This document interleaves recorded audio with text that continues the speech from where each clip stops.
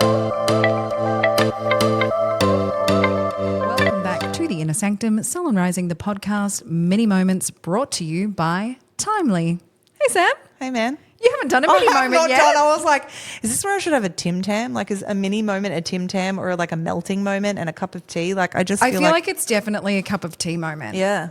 So we are joined again by the beautiful Nicki from Salon Purpose to delve into some of those early days of starting out that you wanted to share some information about. So talk to us about that, Nicki. Yes. One of the biggest questions I get asked is, how did you do it? How did you grow from a solo single base hairdresser to now a busy salon, big salon in Manly, 19 staff, $108,000 donated. I feel like we try and do it all. But I also tried to do it all myself when I first started. So I guess for me, it was, if I could share my wisdom in only the 5 years that I feel like I still have my training wheels on. I don't know it all. But from when I started to now, and if I was to reflect on that, it would be, Nicki, get out of your own way. Because often I would, in the early days, be making decisions, talking to my husband, talking to my business coach, talking to people that actually were trying to help me. And I always had something to say.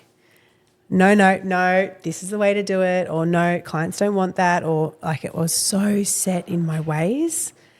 And it was very quickly, I just had to change. Like, something had to change. If I wanted this salon to grow bigger and beyond me, I had to get out of my own way.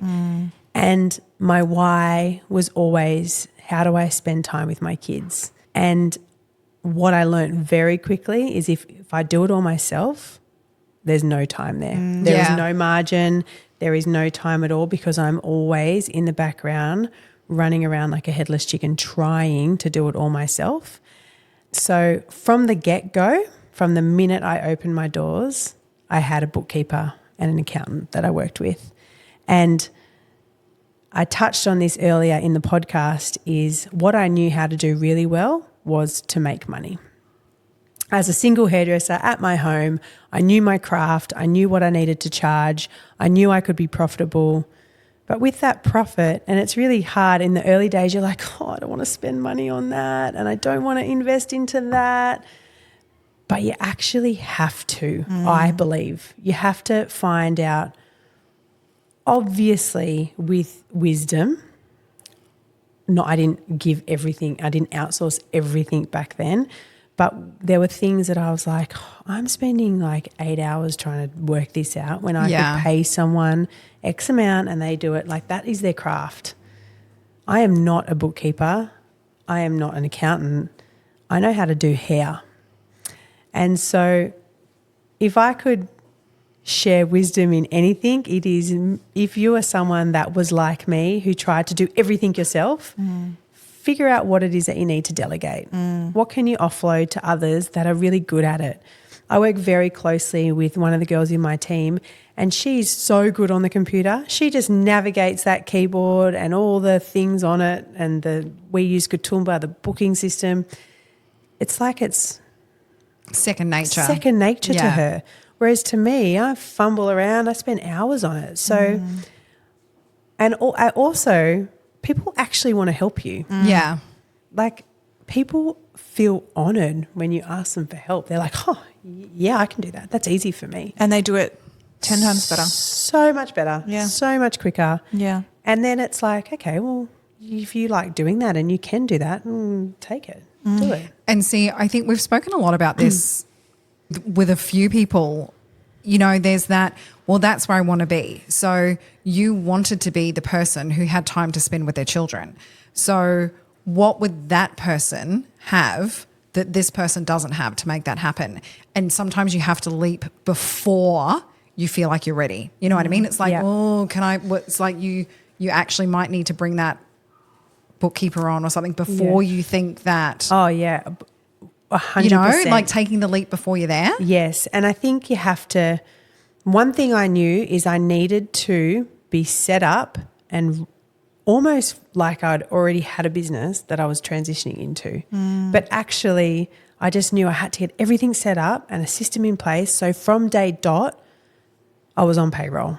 From the day dot, I knew what I needed to have in my bank account to pay my mortgage, to pay our groceries. I find it wild when people are like, that's like a how refreshing. oh man, when Like- people go to me, oh, I haven't paid myself in 2 years. I'm like, why? Are you just working for free? That seems real dumb. But sometimes they think they haven't paid themselves and they actually have. oh, they're paying themselves loads because it's just like, Yeah. I'll take $500 here and I'll take Yeah, $200 see, I here. can't operate like that. But again, that's why, like, I love that you're always like, I love your programs because I love seeing that. But yeah, it's like, what do you need personally first? Yeah, so it was my pay Yeah. that would go in. But I couldn't get my head around, like, how do I do Xero? Like, it just gives me the creeps when I see the sign. Like, it's not my ball game. So that's my bookkeeper's ball game. And every Monday we just have a quick 10-minute phone call, approve pays, move money around, done. And it's all in control. But what I will say is when you don't do things yourself, they're not going to get done the same way you would do them. Yeah. And I think that my husband always gives me a hard time because he's like, oh, you do things like 50%. Whereas he's like a full perfectionist. And we always laugh because he'll get things done really well, but it'll take him like 8 hours to do it. Whereas with me, I'm like, he's always like, oh, you just do things so half-assed. But I get it done. But actually when you then offload that again, it's like, oh, I wouldn't have done it like that. But actually, whatever. Yeah. It's getting done. Just knowing that if you offload it, which I believe everyone should be, just coming to terms with it. It doesn't matter if it doesn't get done your way. It obviously has to get done well. Yes. And it has to align with your values and get done according to what the business needs it to do. But how it gets done might be their way. And as long as it doesn't take too long and the job gets done, whatever. Yeah. And I was actually having a conversation with your partner about this kind of thing yesterday, Sam. You know, he's obviously in construction. It's like, I remember when I was being trained and it's like, this is how you have to hang a door. But then you go out into the world and you realize that everybody hangs the door in their own way. Is the door hanging at the end? Yes, it is. So just because they're not doing it the same way as you doesn't mean their way is wrong.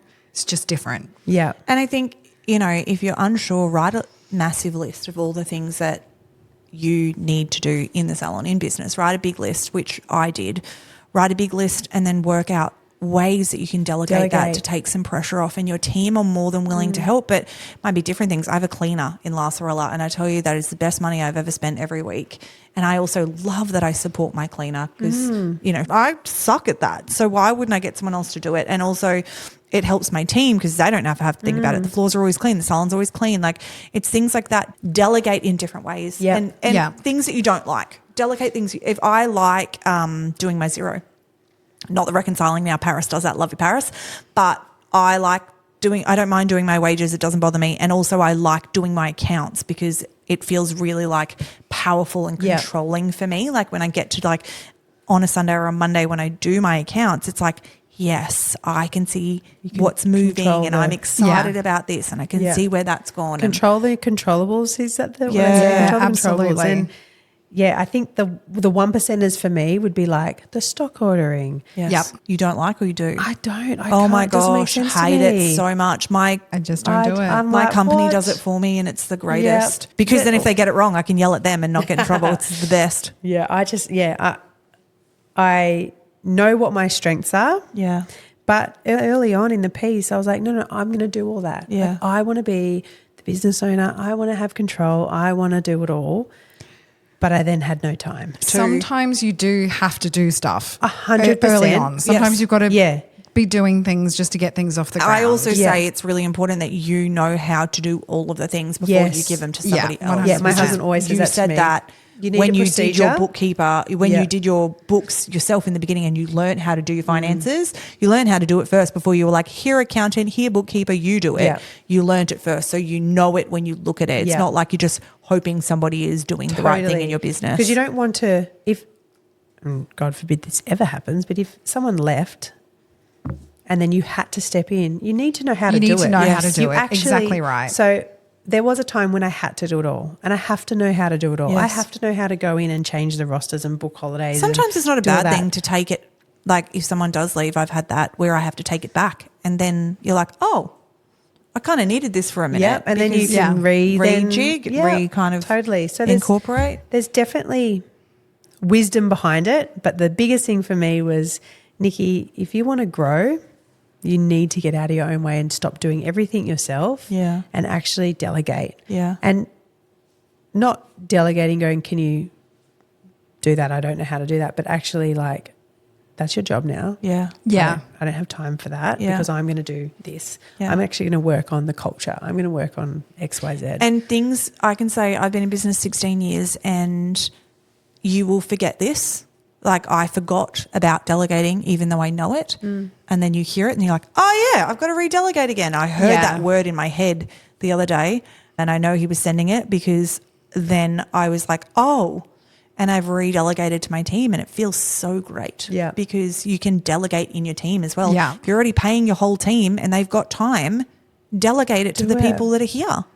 And they will feel power Yeah. in them having something else as yeah, well. I think my girls love helping me. Yeah. Yeah. Like they see it as helping. Yes. Again, when you talk about giving and Yeah. generosity, they're like, great, that actually fills my cup because I get to help And it Nicki. also makes people feel like you have faith in them to do it. Yeah. You know, like Yeah. you have the trust and the faith that they will be able to get a Yeah. job done. And that's uplifting for people. Yeah. Yeah, great. totally. Yeah. And that might fill their tank as Yes. well. So yeah, I love that. Yeah. What a magical moment. Yeah. Thank you so much for your My insight pleasure. on our Thank mini you. moment, guys. Obviously, just a taster, and we have more chatting about bigger stuff on the Full Length podcast. But thank you for joining. thank you. Thank you, darling.